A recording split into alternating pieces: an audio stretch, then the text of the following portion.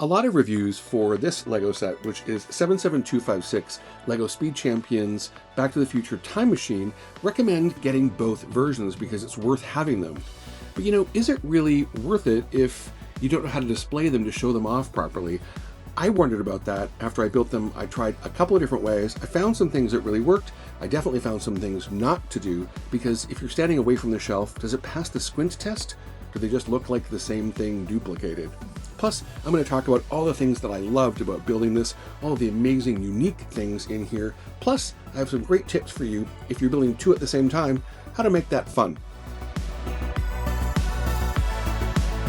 Hey, I'm Paul, and I wanted to tell you first off that the reviews are right about this set. They really are incredible to build. I had so much fun doing it. It definitely is worth getting more than one if that's in your budget. And I have to say, for the price of these, they really fit into that Speed Champs kind of category of really getting a lot of value, I think, for the price that you're paying, especially since this also has an IP associated with it as well. But if you're going to go to the trouble of building two of them and investing in two of them, you want to do something that's going to make them not just look like identical cars. So from a bit of a distance, there's really not a lot that makes them super different. So how can you show them off to their best advantage? I did some research online to look up some things that could really help with that, but also some things that would really take away from making it look interesting or exciting without spending a lot of extra money and without doing a lot extra in terms of props, etc. So that's where I'm coming to you from that.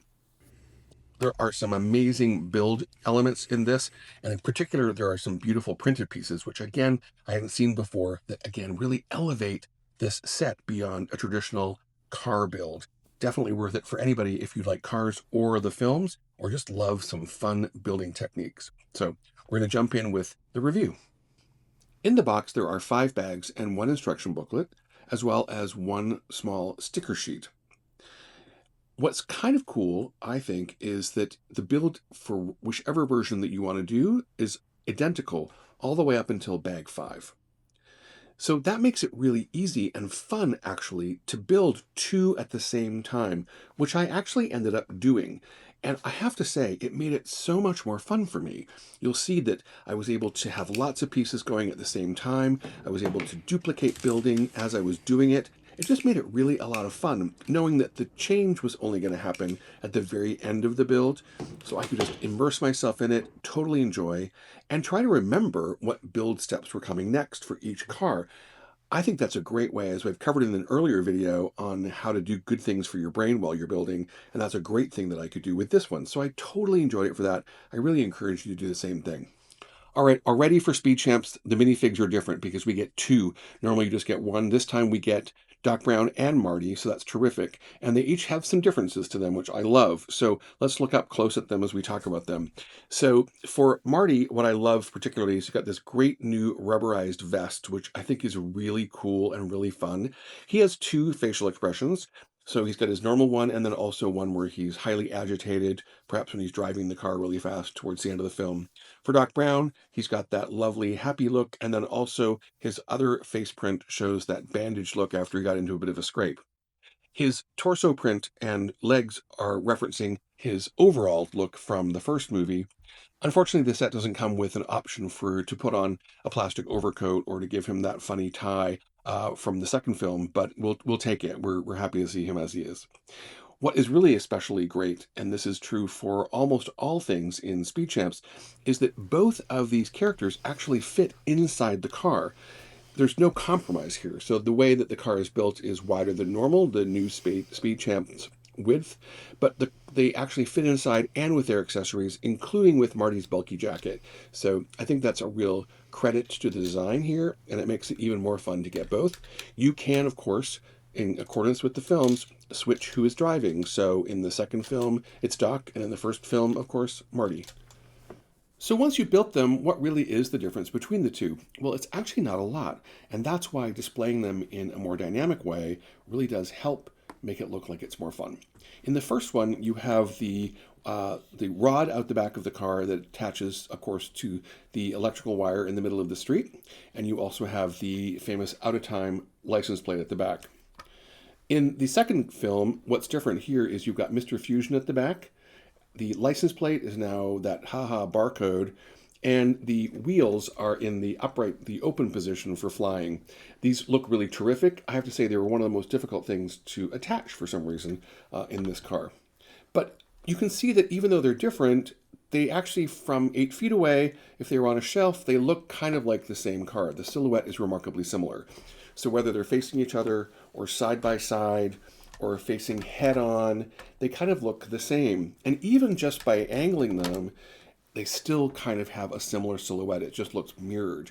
And so let's talk about some simple things you can do to elevate the look of them without spending a lot of extra money. All right, I'm going to show you a couple of different ways that I think give them a little bit more dynamism. Is that's the word, right? The first one, it involves no extra cost to you, which is great. And so it's about thinking about it more like the hero car and the silhouettes. You can choose either one of them to be the hero, and you want to put that one kind of on an angle. And then the second one just literally is a silhouette, which is really straightforward, right? Really easy. But already you see, no matter which ones you choose to do that with, you are getting a little bit more of an angle. They don't look quite exactly the same. So the key is keep them 45 degrees from each other. Elevated, if you want to, you can take the angle car and put it up just on some bricks.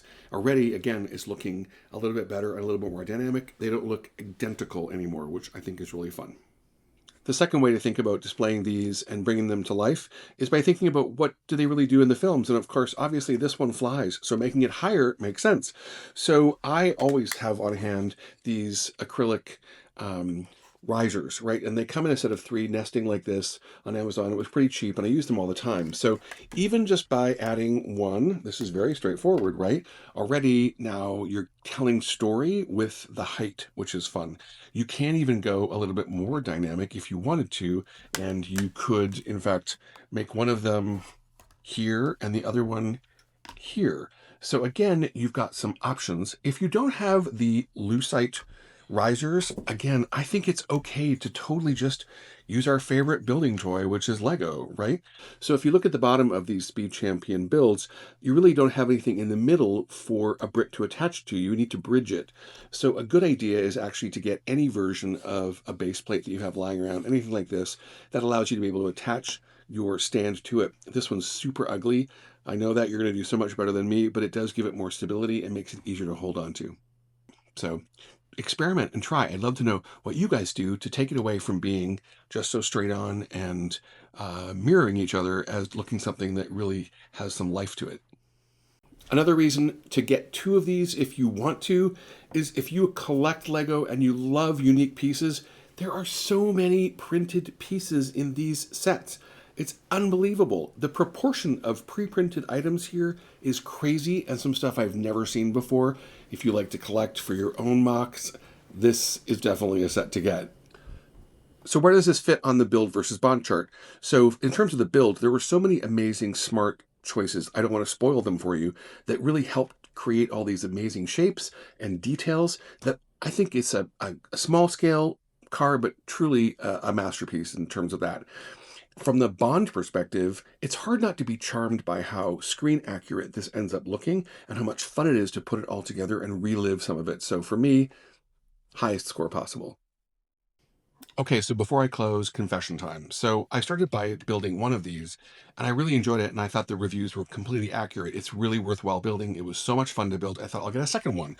So I wanted to get one, and I placed an order, and then it was during a snowstorm, and I really knew I wanted to film this, so I actually wasn't sure I'd get that, so I went out and I got another one just in case, but of course I didn't need that. And then a couple of days later, an original order that I put in, which I thought was canceled, came, so I got not one more, but 2 more. So I kind of overcommitted here. So that means technically, right, I'm going back, back, back, back, back to the future. Oh no, I feel a dad joke coming on. I guess I don't have to go back, back, back, back to the Lego store. I'm so sorry. And that's my take. Listen, if you're going to invest in Lego, and 2 of these especially, then go ahead and make it look dynamic and have fun with it. I think this is my personal favorite, where you have the hero car and the flying car. Another way to do that, if you don't have this much space, is actually to get some bricks, put it underneath the front of the other car, and voila, it's taking off, which I think is really fun. If you like these kind of videos where we talk about how to have fun with your Lego and not just build them and review them, please like and subscribe. Leave a comment. That's even better for us. I hope to see you in the next video. I've got lots more comforting, fun, easy videos ready to go where we talk about our favorite thing, building and bonding. I'll see you next time.